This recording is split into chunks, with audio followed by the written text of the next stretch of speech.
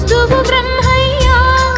నీ సాక్ష్యం ఎంత విలువైందో ఓ అగ్ని చూడయ్యా నువ్వు రామా